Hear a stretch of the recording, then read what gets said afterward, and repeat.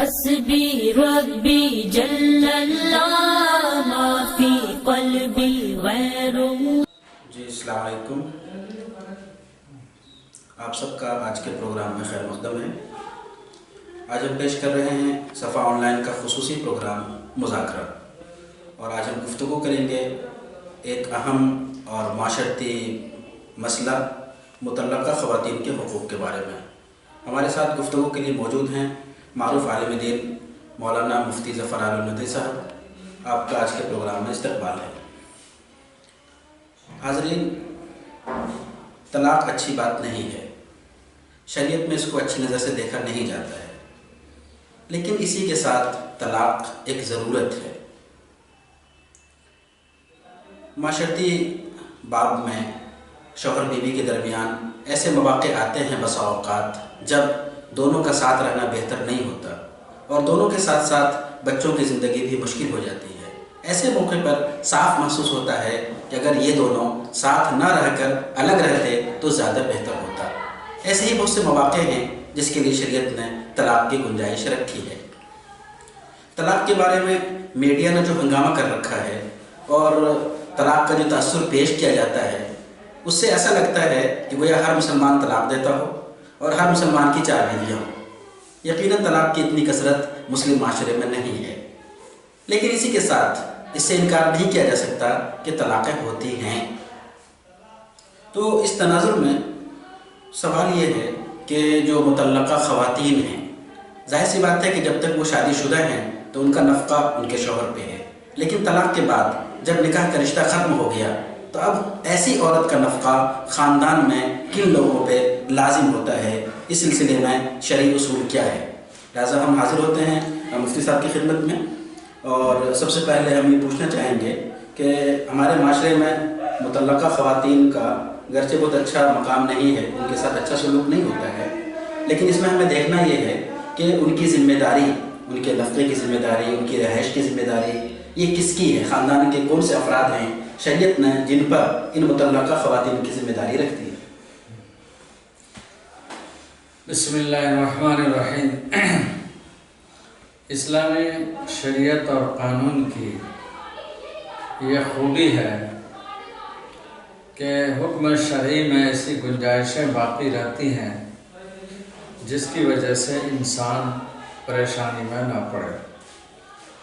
نکاح کا معاہدہ زوجین کے درمیان ہوتا ہے.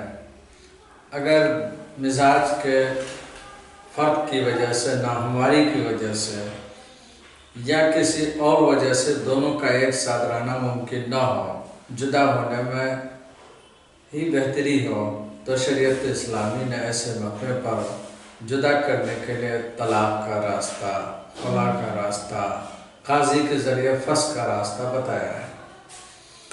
اب جب یہ طلاق یا تفریق ہو جائے، ایک مرحلہ آتا ہے کہ آخر اس عورت کے اخراجات اور نفقہ کون اٹھائے. اسلامی شریعت نے اس کا مکمل نظام بنایا ہے. مکمل اس کا نظام کتاب و سنت میں موجود ہے.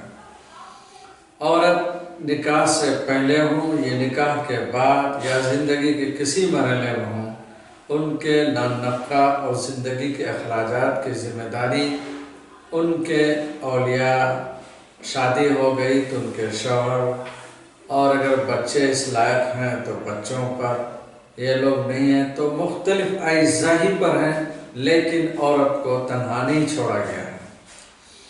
مثال کے طور پر اگر یہ طلاق مل گئی اور شوہر سے جدا ہو گئی، شوہر کے نفقہ سے اگرچہ وہ محروم ہو گئی، عدت بھر شوہر سے نفقہ پائے گی. عدت کے بعد وہ عورت جب اپنے ماں باپ کے گھر آئے گی، اگر والد کی پوزیشن اس طرح ہے کہ وہ نفقہ برداشت کر سکیں تو والد پر ان کا نفقہ آ جاتا ہے، خرچ ہے. اور اگر والد نہیں ہیں باحیات تو پھر بھائیوں پر آتا ہے. بھائی نہیں ہیں تو پھر چچا پر آتا ہے. چچا نہیں ہیں تو پھر چچا زاد بھائی پر.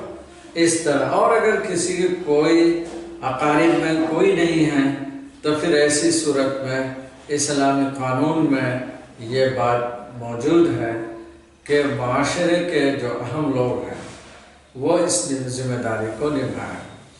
اسلامی مملکت میں تو بیت المال سے ان کا خرچ ہوگا، لیکن جب اسلامی مملکت نہ ہو، عام ہندوستان جیسے ممالک ہیں، تو یہاں عامت المسلمین کی ذمہ داری ہوتی ہے کہ ایسے عورتوں کے لیے باقاعدہ انتظام رکھیں تاکہ وہ کہیں مجبوری کے ہاتھ نہ پھیلائیں، بلکہ ان کو باقاعدہ نفقہ ملتا رہے۔ مولانا ابھی آپ نے کہا کہ متعلقہ خواتین کے اخراجات کی ذمہ داری اولیاء پر، یعنی باپ ہیں، بھائی ہیں، چچا ہے، ایسے لوگوں پر ہے، تو اس حکم کی حیثیت کیا ہے؟ اگر کوئی اس پہ عمل نہ کرے تو کیا وہ گنہگار ہوگا؟ کیا ان سے مواخذہ ہوگا؟ اس کا حکم وجوبی ہے، واجب درجے کا ہے، ضروری ہے۔ اگر کوئی اس کو بجا نہیں لاتا ہے تو وہ گنہگار ہوگا۔ ایسی جیسے بیوی کے نفقے سے کوئی گریز کرے، ماں باپ کے نفقے سے گریز کرے، بھاگے، تو اس کے ادا کرنے میں نہ کرنے میں جو گناہ ہے، اسی طرح ایک بیٹی یا بہن کا نفقہ ادا نہ کرنے میں گناہ ہوگا۔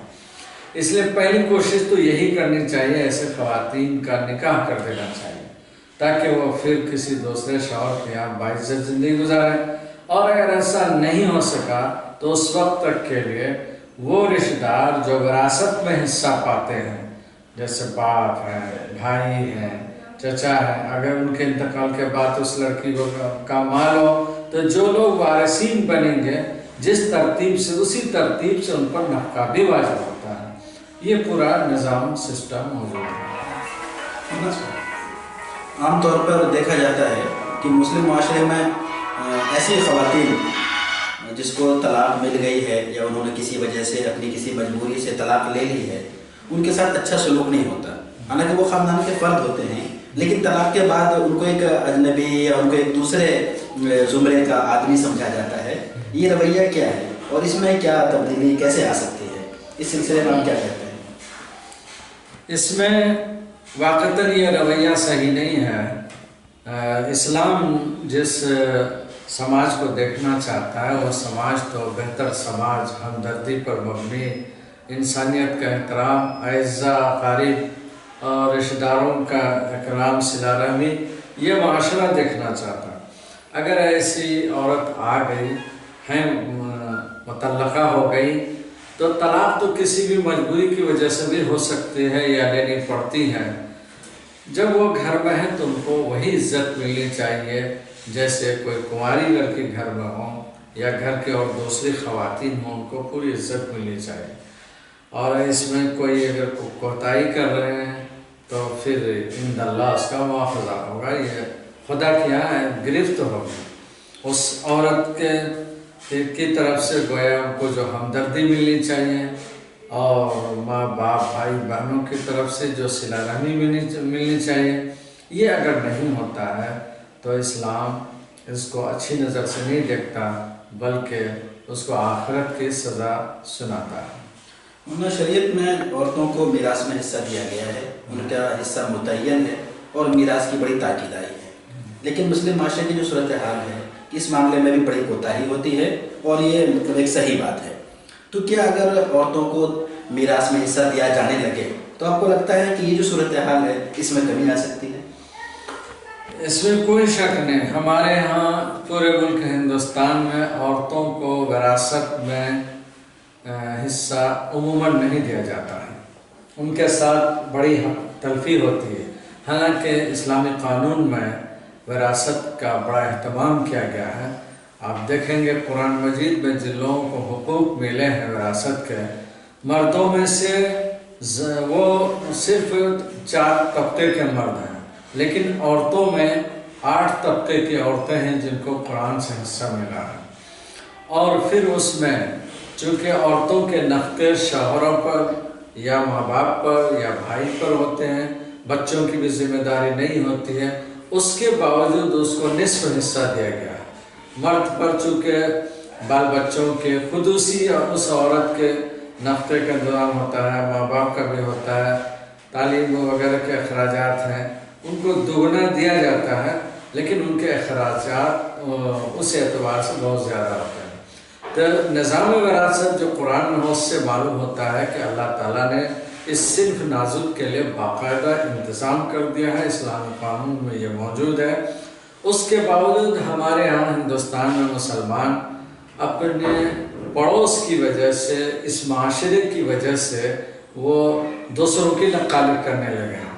یہاں کا جو مذہب ہے اس میں جو اکثریت کا مذہب ہے اس میں عورتوں کے لیے وراثت نہیں ہے، اس کی وجہ سے لوگ متاثر ہو کر وہی طور طریقہ اختیار کر لیا ہے۔ بیٹیوں کو یا بہن بن گئی تو ان کو وراثت میں حصہ نہیں دیا جاتا ہے، جس کا نتیجہ ہوتا ہے کہ وہ بیچاری خالی رہ جاتی ہیں۔ اگر ان کو باپ کے مال میں حصہ مل جائے تو یقیناً پھر ان کو کسی نان نفقہ میں یا اور دوسری ذمہ داری میں کسی کا سہارا لینا نہ پڑے۔ یہ سارے مسائل خود بخود وہ حل کر سکتی ہیں، کیونکہ باپ کا مال جس طرح بیٹے کو ملتا ہے اور بیٹے خوشحال زندگی گزارتے ہیں، اس طرح بیٹی کو بھی مل جائے تو وہ بھی اپنے پاؤں پر کھڑی ہو کر اچھی طرح خوشحال زندگی گزار سکتی ہے، بلکہ اپنے ساتھ بچوں کو بھی وہ بہتر طریقے سے تعلیم و تربیت کا نظام چلا سکتے ہیں۔ ایک سوال اور آپ سے پوچھنا چاہیں گے کہ عورت مطلقہ ہو یا بیوہ ہو، ہمارے یہاں عام طور پہ ایسا ہوتا ہے کہ طلاق کے بعد یا شوہر کے انتقال کے بعد ایسی عورت کی دوبارہ شادی بہت کم ہوتی ہے یا نہیں ہوتی ہے۔ یہ الگ مسئلہ ہے کہ آج کل یہ جو نکاح کا مسئلہ ہے بچیوں کا ایک بڑا مسئلہ ہے، لیکن اس کے ساتھ ساتھ مطلقہ اور بیوہ خواتین کا نکاح نہ ہونا، اس سے جو مسائل پیدا ہو رہے ہیں، تو اگر بیوہ اور مطلقہ کے نکاح کی ترویج کی بات ہو تو کیا اس مسئلے پہ فرق پڑ سکتا ہے؟ آپ کیا سوچتے ہیں اس سلسلے میں؟ یہ بالکل یہ بات صحیح ہے کہ ہمارے ہندوستانی ماحول میں بیوہ سے یا مطلقہ سے نکاح کرنا یہ عیب سا جیسا محسوس ہوتا ہے۔ عام طور پر کنواری لڑکیاں مل جاتی ہیں تو لوگ ان سے نکاح کرتے ہیں۔ اس کے برعکس عربوں کے ماحول میں ایسا نہیں ہے، وہاں بیوہ ہوں یا مطلقہ ہوں کسی سے بھی لوگ نکاح آسانی سے کرتے ہیں۔